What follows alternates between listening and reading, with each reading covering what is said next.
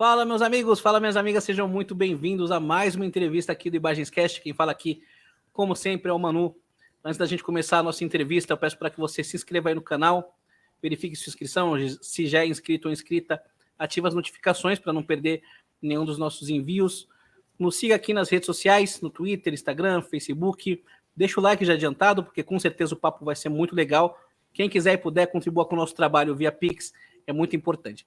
Nosso convidado vai dando sequência aí uma série de entrevistas que eu fiz com os integrantes do Angra. Mês passado saiu uma entrevista com o Felipe Andreoli, e aí já deu para dar um gostinho do que vem por aí com o novo disco do Angra.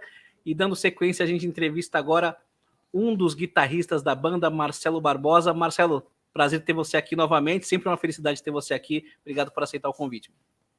Manuel, obrigado você pelo convite, sempre um prazer também. Sempre que posso acompanho, inclusive, as entrevistas aí, sempre muito bem feitas, sempre conteúdo de muita qualidade. Então, primeiro de tudo, parabéns aí pelo trabalho e obrigado pelo convite. É isso aí. Vamos lá. Marcelo, a última vez que você nos concedeu uma entrevista, você participou de uma live lá no canal, e uma das partes que mais marcou a sua entrevista foi quando perguntamos sobre o que você podia adiantar sobre o novo disco, que ainda estava sendo composto, né? E você falou que naquele momento parecia que ele estava mais power do que prog. Sim, agora eu acredito. A gente consertou isso. Agora, acredito que o disco está pronto, né? Tá pronto. Tá pronto assim, né? As músicas estão prontas e digamos que 90% do disco está pronto. Estamos terminando de gravar alguns solos de guitarra, tem alguma coisa de coral que teria que ser gravada em São Paulo mesmo. Percussão já foi gravada, os teclados estão terminando também. Acho que é isso que está de final, assim. Então, acho que o feeling do disco, do que é o disco, ele tá muito mais palatável, assim, dá para ter um gosto muito melhor do disco. Aquela sua sensação inicial mudou em relação a agora? Ela mudou, não que não seja um disco que tenha bastante power nele, tem. Ela mudou porque equilibrou mais. Até aquele momento, porque eu achei engraçado, porque a gente conversou sobre isso, e depois eu vi, né, tanto a repercussão daquilo, e eu falei, caramba, eu deixei bem claro que é até aqui, né? Mas as pessoas já acham que... Por quê? Porque, claro, a gente foi fazendo música por música. Então, naquele momento, tinha algumas músicas prontas, tinha outras que não estavam prontas ainda, e a gente não fazia ideia de como seriam aquelas músicas. Porque apesar de... É o seguinte, Manuel, apesar da gente ter algumas diretrizes, né? Por exemplo, a gente sabe que no Angra tem que ter power, né? Ou não precisa ser uma música power, que tenha momentos power em músicas, né? Tem que ter prog, porque tem gente que gosta, tem gente que não gosta, tem gente que prefere que não... Mas o fato é, a história da banda, eu acho engraçado quando o pessoal fala assim, eu gostava quando era mais... Cara, o Holy Land é progressivo pra caramba, para com isso. Total, né? Total. O primeiro álbum, Angels Cry, tem momentos super progressivos. A música tá de um jeito, ela vai para outro caminho e entra uma música clássica no meio. E isso é bastante progressivo. Então, claro, tem discos... e um dos discos mais aclamados, que é o Temple of Shadows, cara, é extremamente progressivo, mas é progressivo no talo, né? Então, assim, é engraçado essa dualidade, né? Essa divisão que existe uma galera, né? Mas o fato é que as duas características, e aí eu incluo com essas duas mais a questão da influência da música clássica e da música brasileira, são 4 características que permearam toda a carreira do Angra, né?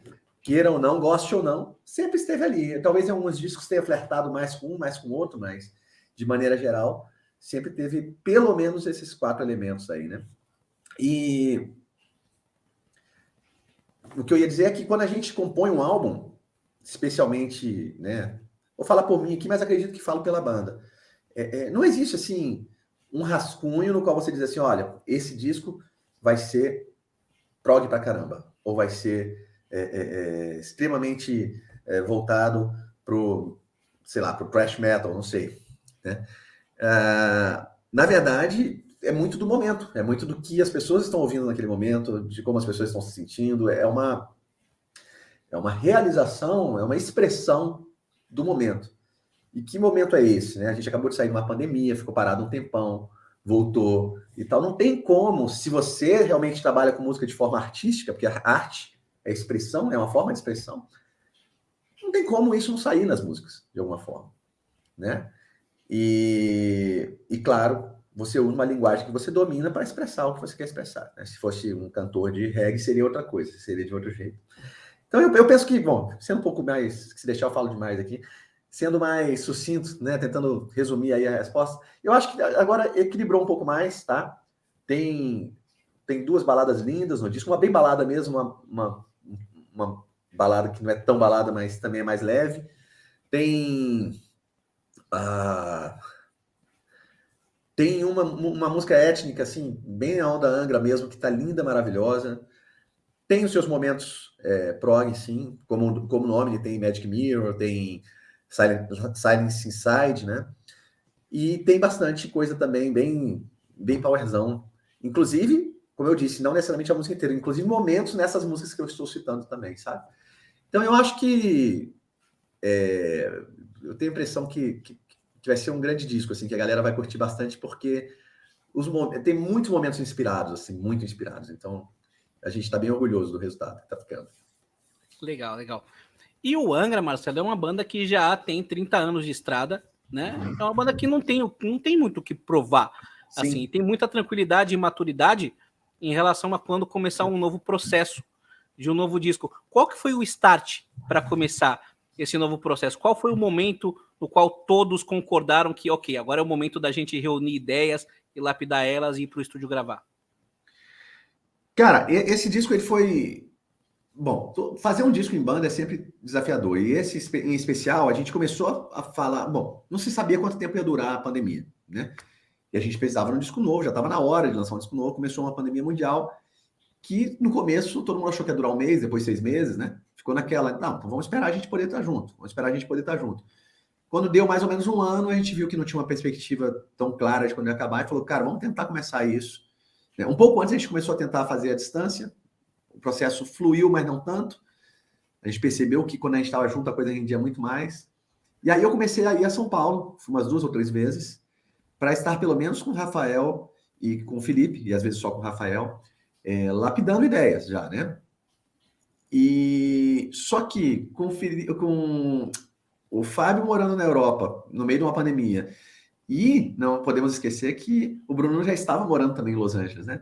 Então, reunir os 5 era uma coisa um pouco mais complexa. No meio disso tudo, veio a troca novamente do empresário, né? De volta para o Barão.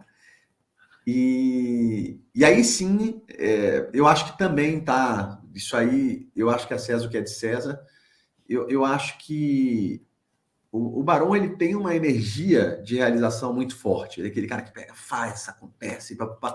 Então, quando ele voltou, foi feito um cronograma para 2 anos e, cara, o disco tem que estar pronto aqui. E assim, pra você ter uma ideia daquele negócio de... Você conhece uma expressão chamada jogar o chapéu do outro lado do muro? Né? Não. Tipo, você vai pular, você tá na dúvida se você pula o muro ou não. Você joga o chapéu antes. Aí já tá decidido, você tem que ir, né?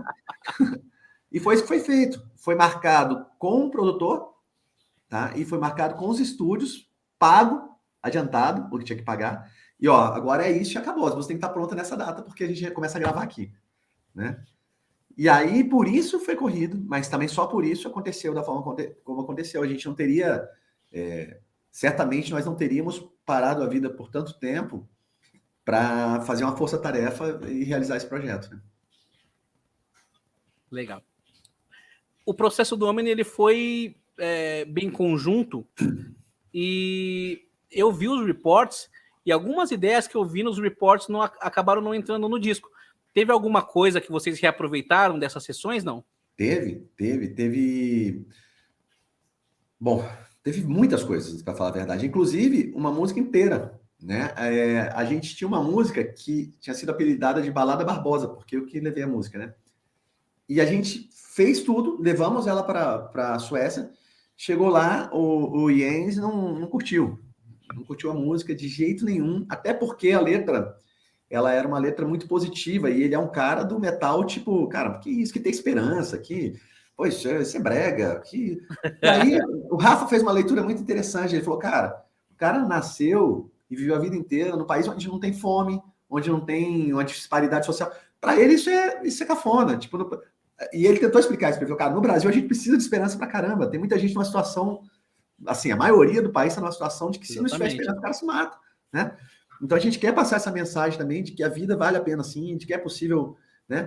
não sei o que tal. Enfim, no final da ópera, no resumo da ópera, a gente tirou essa música e compusemos uma música, não sei se você lembra, já falamos sobre isso, estando lá já, que foi War Horns. Essa música a gente foi composta lá na Suécia. Tipo, tinha um riff. Caramba. Tinha um riff. Aquele, aquilo ali já existia. Tinha mais um pedaço aqui. A gente, fizemos a letra. O Rafael fez a letra, a gente fez a música juntos, parte instrumental, não sei o quê. Pum, musicão, beleza, deu certo. Mas ficou essa outra música, né? E essa força-tarefa que foi feita agora para esse disco novo foi tão intensa que no final, cara, a gente estava trabalhando em tipo 17 músicas, 16. Tinha música pra caralho. Tava sobrando música. Só que nada realmente definido. Fechado o arranjo, né? A gente falou, cara, como é que vamos fazer agora? Foi chegando perto da gravação, a gente conversou e falou, a gente precisa definir 10, 11. E é isso. Porque não vai dar tempo de levar... Seria lindo levar tudo, gravar todas, como era feito antigamente, né? Acho que algumas bandas grandes ainda fazem, e depois ouvir e escolher as 10 melhores entre as 17. Isso é o jeito mais perfeito. Né? Puder fazer 30, melhor ainda. Só que não ia dar tempo de realmente chegar com elas lapidadas para gravar. E uma delas era essa música, né? A Balada Barbosa, que aí a gente falou, pô, tem aquela música, vamos ouvir, pô, legal, se mexer isso aqui, só colocar um pouco mais de nota ali, mudar um pouco o riff, vamos fazer, ficou legal, ficou legal. Então tá. Você vê como vai a questão do perfil do produtor, né? Dessa vez o produtor achou do caralho, ouviu a música e falou, pô, linda, tá ótimo, não tem muito o que mexer nessa música, isso aqui tá... É muito louco isso, né? É. E aí a música entrou, né? Então, assim, é muito interessante essa... Basicamente a mesma música, com alguns tapas aqui, outro ali, para também não ser injusto aqui, o Fábio mudou bastante a melodia, né? O Fábio mudou a melodia da outra versão, a maior parte dela o Rafa tinha feito, se não toda, e o Fábio falou, não, acho que fica melhor assim, acho que fica melhor assado, e foi mudando, e acabou que ficou uma coisa bem, com bastante cara do Fábio, assim. Legal. Bom, Balada Barbosa, acredito eu que tem a sua mão nessa música aí, né? Não, essa música eu que trouxe, claro que quando a música chega lá no Angra, e todo mundo, né, rearranja, sugere um acorde, uma melodia, então a gente acaba virando um trabalho conjunto, mas sim, foi essa e mais, tem essa e mais duas que eu participei mais ativamente no início, assim, de levar a ideia, né, e nas outras, claro, são ideias de outras pessoas que trouxeram, que na maioria delas eu também participei, né, todos nós participamos de maneira bastante ativa na maior parte desse processo, assim. É o seu segundo disco no Angra. Quase que terceiro, né? Você entrou logo depois do Secret Garden, você pegou a tour do Secret Garden, né? E assim, claro, de inéditas, né? Porque tem o live, né? Tem o Omni Live. Exatamente. Segundo disco de estúdio de inéditas que você grava com Angra.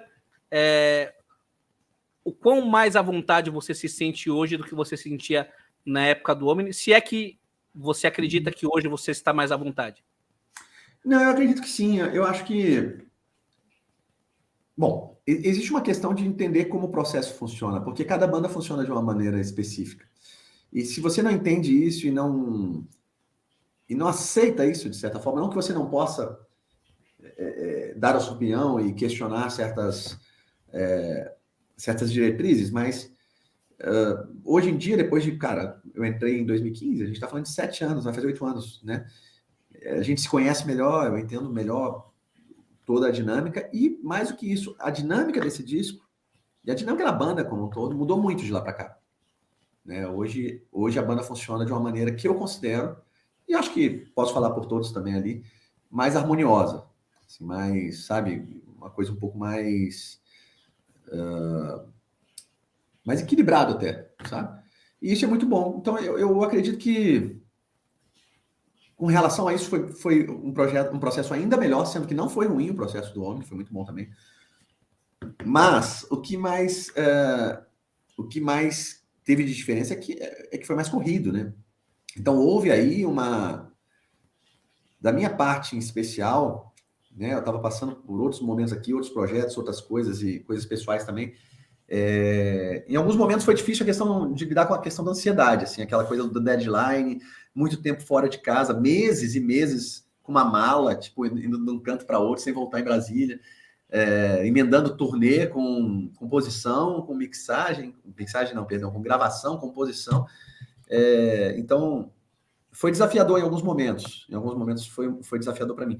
Mas eu tenho certeza, mesmo durante esses momentos desafiadores, eu tive certeza que ia valer a pena, né? Que seria muito. Depois que isso passar e estiver pronto, o CD vai ter sido muito legal. A gente só pensa, e isso é unanimidade também, que numa próxima vez fazer com um pouquinho mais de calma. Não a questão. Nada foi feito nas coxas. Mas, assim, precisou que todo mundo parasse tudo e ficasse lá o tempo todo. O Fábio ficou fora da Europa, sei lá quantos meses, né? Veio fazer turnê, ficou, compôs, foi para um estúdio, ficamos morando lá no Sonastério uns dias, depois lá no... Cara, e tudo emendadão, assim, né? Então, claro que tem um custo pessoal para cada um de nós, né? Cada um com o seu aí. Especialmente para quem não mora em São Paulo, é ainda talvez um pouco mais desafiador, porque fica o tempo todo fora de casa, né? É isso aí. Eu quero falar agora sobre o processo de criação, começando por você. Qual que foi o seu envolvimento na composição desse disco, em primeiro lugar? Bom, como eu disse, eu levei algumas ideias já gravadas, ideias mesmo, não músicas inteiras, partes de músicas, né? E tinha uma música que foi essa Balada Barbosa, que era do outro disco já. E teve, quem está assistindo os reportes, acho que já passou até, eu não estou assistindo muito, mas teve um momento que eu fiquei no sofá ali com o Fábio, e a gente fez uma balada no violão, assim, o Bruno falou, pô, a Adele podia gravar essa música, ficou bom pra caramba, não sei se você viu isso aí. Eu não cheguei a ver. Enfim, essa música, ela surgiu assim, eu e o Fábio, né? Aí o Rafael ouviu, achou bonito, veio, tal, deu uns pitacos, não sei o quê, e depois, claro, a banda sentou e arranjou, fez transformou aquilo numa coisa angra, né? Então essa é uma música que surgiu dessa ideia minha com o Fábio, tipo assim, despretensiosa, conversando com o violão na mão, né, da forma mais natural possível. Nem foi assim, vamos compor uma música. Não, a gente estava ali, eu comecei a tocar um negócio, ele começou a cantarolar e fluiu, sabe? Quando a coisa vem quase que pronta, assim. Eu lembro de When and Why, do Almar, a gente sabia que ia ter uma música acústica, violão e voz. E já tinha feito todas as outras, o Felipe estava terminando alguma coisa no computador, e o Edu falou, cara, vamos lá no quarto fazer, enquanto ele faz isso aqui, a gente trabalha na acústica. Cara, a gente, tipo, em 35, 40 minutos fez a música inteira. Caramba, bicho. Sim. Ela nasceu pronta, assim. A gente voltou e falou, tá pronta a música. Os caras, como assim? Não, já fez a música. Não fez, não, mentira. Eu falei, não fez. Claro, eu já tinha umas ideias, né? Eu falei, eu pensei em começar assim, enfim. Falei, pô, legal. E aí, vai pra onde? Ele já começou a cantar, a música ficou pronta. Então, essa música foi meio isso, só que ela ficou pronta se ela fosse uma música violão e voz. Aí a gente quis fazer com banda, né? Então, nessa de fazer com banda, aí teve toda a questão de todo mundo se envolver no arranjo e tal. E assim como você falou que teve coisas que foram feitas para o Omni, que não saíram no Omni, nessa também teve muita coisa que a gente, inclusive coisas que foram trabalhosíssimas, que no final das contas não foram usadas, quem sabe futuramente serão usadas, né? Tá, e tem uma outra música que é interessante, porque eu tinha levado ela já assim, da introdução até 2 minutos de música, mais ou menos, né? E a gente começou a trabalhar nisso, e isso foi mudando. E além do espírito daquela música inicial, não ficou mais tanta coisa. Talvez se você ouvir uma e outra, você vai falar, caramba, mas como assim veio daqui? Duas músicas diferentes. Mas o Rafael estava conversando com o Rafael outro dia, ele até falou isso, ele falou, não, cara, mas aquilo lá, quando eu ouço aquela música, eu ouço o seu espírito, eu sei que você, porque tá lá, as coisas que, de alguma forma, o que você trouxe lá, né, tá... Então, assim, claro, tem sequências de acordes que foram aproveitadas, mas ela foi sendo tão mexida, isso aconteceu com outras músicas também, né? Isso é comum acontecer, inclusive. Mas, é isso. E aí, eu acho que tem umas 2 músicas, assim, que o Rafa já tinha trazido praticamente pronta, 2 ou 3, e aí tem as coisas que o Felipe fez, né? Algumas foram feitas, todo mundo ajudou e meteu a mão também, mas ele trouxe bastante coisa bem adiantada também. Legal. E aí, já de uma forma mais geral, como é que foi, o quão participativo foi esse processo de composição, em termos de ideias iniciais do Valverde, do Rafael, do Felipe, suas, do Fábio, o quanto essas ideias de cada um foram mexidas pelo resto da banda, e se o Dennis Ward chegou a participar desse processo. Eu não acho, eu não lembro se o Fábio, eu acho que o Fábio não trouxe nada, tipo assim, ó, vamos compor em cima disso. Eu acho que ele criou melodias para coisas que haviam um instrumental que já tinha uma melodia que ele achou melhor mudar, né? Quanto ao Bruno, eu lembro dele ter enviado grooves de batera, ideias rítmicas e tal, sugestões, né? Que acredito eu não participei tanto dessa parte, não tenho certeza se foram realmente usados da forma que ele colocou lá e tal. Só que ele é um cara que domina o instrumento de maneira muito extrema, né? E tem muitas ideias boas. Então, quando ele... Às vezes a harmonia tá lá de um jeito e o groove é de um jeito. Quando ele sugere uma levada, né, muitas vezes aquilo ele transforma também a música de alguma forma. E eu acho que a contribuição dele maior é nesse tipo de coisa, assim, sabe? Claro que ele, como grande músico que é, ele também acaba dando pitaco em todas as áreas, né? Igual a gente também, às vezes, na bateria, mas eu acho que foi isso. E aí no caso do Rafa, além dele ter se envolvido muito em tudo, porque ele é meio que eu acredito, vejo o Rafa como um norte, né? Assim, ele tem uma clareza muito boa. É o farol do Angra. O farol, exatamente.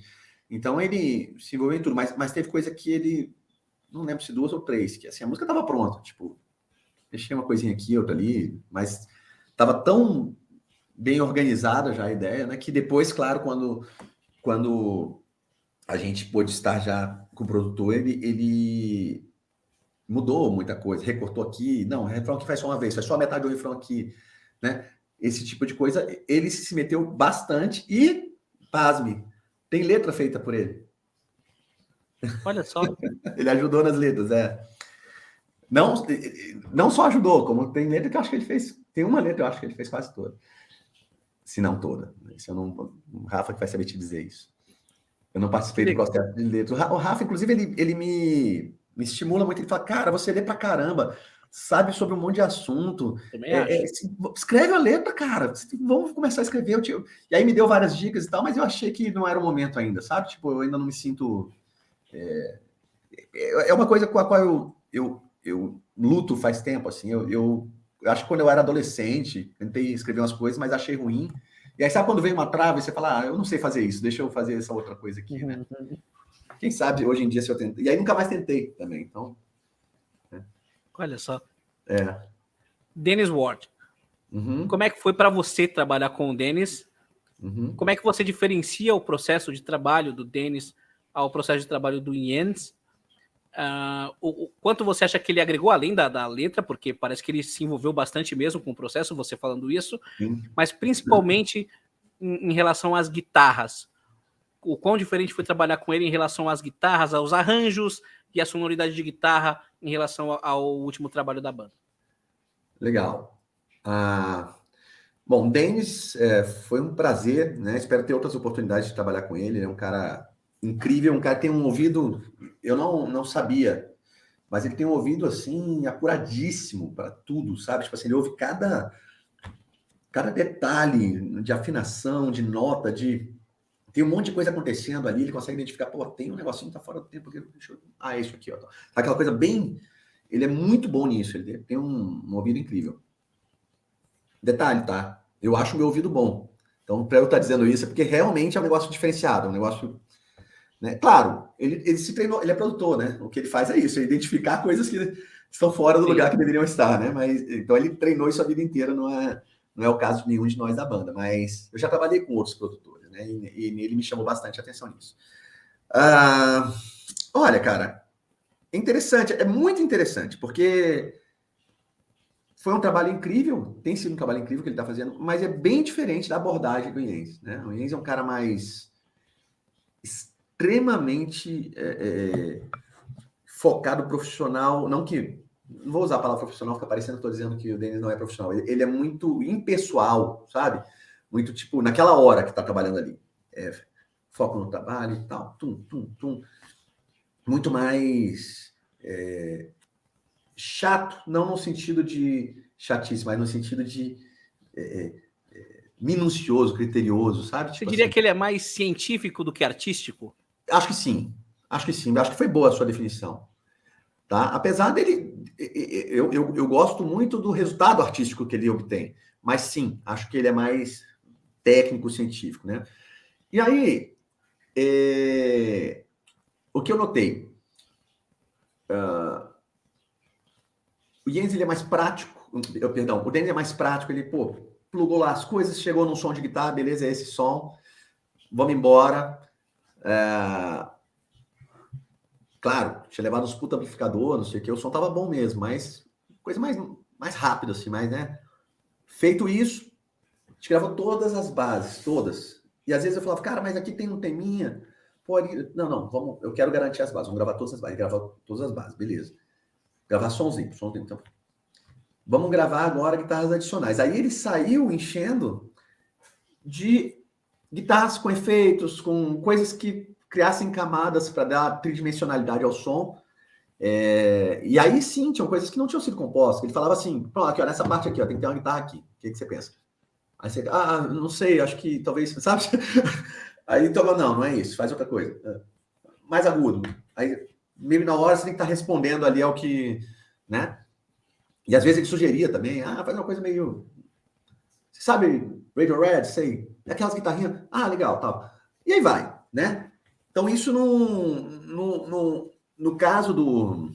Talvez também pelo tempo que a gente teve com o Jens, né? A gente já chegou para gravar com as coisas um pouco mais definidas, as outras coisas. Essa parte básica estava definida igual, mas os arranjinhos, os negócios, sabe aquela coisa toda, os penduricalhos, vamos chamar assim.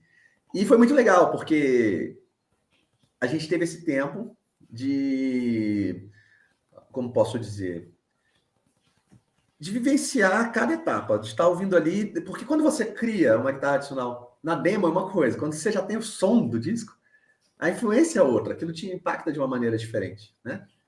Isso foi interessante. E outra coisa que achei legal que ele falou assim, ele falou, cara, a gente falou, tá ficando apertado o tempo, ainda tem violões para gravar, e ainda tem solos, e alguns leads. A gente chama de lead aquela guitarra melódica que não é um solo, mas é um tema, talvez, né? E ele falou assim, cara, eu não tô preocupado com solos. Eu sei que vocês vão fazer uns puta solos de guitarra foda, vocês me mandam. Se tiver alguma coisa que eu não gostar, eu vou falar, mas acho muito difícil de ter. Agora, eu tô preocupado com todo da música. Então, eu prefiro focar o tempo que a gente tem nisso. E os solos vocês fazem da cidade de vocês, me mandam e tá tudo certo. E é o que tá acontecendo, né? E no caso lá do Jens, não, a gente fez os solos, inclusive, lá, né? Eu acho que teve um ou outro que ficou para fazer depois. Por exemplo, eu lembro de ter feito de casa ou de Bottom of My Soul, porque era o Rafa que ia fazer, aí não deu tempo, o Rafa estava ocupado gravando violão, o deadline era hoje, o Rafa me liga, 10 da manhã, preciso do solo de Bottom of My Soul para 2 da tarde no máximo, por causa do fuso horário, e aí está já cobrando. Aí eu, caraca, eu lembro que eu estava na academia, levantando peso, tipo. Aí larguei tudo, voltei para casa, liguei a guitarra e gravei aquele solo lá e mandei, né? Então, acho que foram essas as principais diferenças, assim. De fato, em termos de conhecimento técnico, eu acredito que o nível seja muito parecido, sabe? Tipo, são formas de trabalhar um pouco diferentes, porque a personalidade deles é muito diferente. O Denis é um cara, pelo menos hoje em dia, né? Disseram que ele era diferente antes. Eu achei ele mais leve, até mais divertido, um trato um pouco mais parecido com quase um brasileiro, sabe? É isso aí. Pessoal, essa foi a nossa entrevista com o Marcelo Barbosa, para gerar um pouquinho mais de expectativa em relação a esse novo disco do Angra. Mês que vem deve sair uma entrevista com o Bruno Valverde, então fiquem aí na expectativa. Marcelo, mais uma vez, muito obrigado aí pelo seu tempo. Sempre um prazer falar com você. Você é uma pessoa que se expressa muito bem. Espero que quando sair o disco no próximo semestre, você retorne aí no canal para participar de uma live. Aí sim, para a gente dissecar com detalhes as guitarras, as músicas e tudo mais. tempo é seu aí para você se despedir, deixar o recado que você quiser deixar. Legal, vou voltar sim, vai ser muito bacana. Obrigado pelo convite mais uma vez. Quero agradecer a todo mundo que está acompanhando aí esse processo de composição e gravação do álbum, né? Aqui está também o meu Instagram, quem não me seguir ainda, por favor, me dê aí a honra de ter a sua atenção lá no Instagram. E é isso, vamos ansiosamente, porque eu também estou ansioso esperando esse lançamento, né? Aguardar isso aí para a gente poder curtir juntos esses sons aí, não só ouvindo nos nossos iPods, celulares e etc., como ao vivo, né? Nos shows. Tô doido para tocar as músicas ao vivo já. Legal. É isso aí. Pessoal, espero que vocês tenham curtido. Se vocês gostaram, deixem um like para fortalecer o canal. Não se esqueçam de se inscrever, ativar as notificações. Nos sigam nas redes sociais. Quem quiser e puder, contribua com o nosso trabalho via Pix. E aguardem as próximas entrevistas e os próximos vídeos e as próximas lives que a gente não para. Beleza? Até a próxima. Falou. Até mais.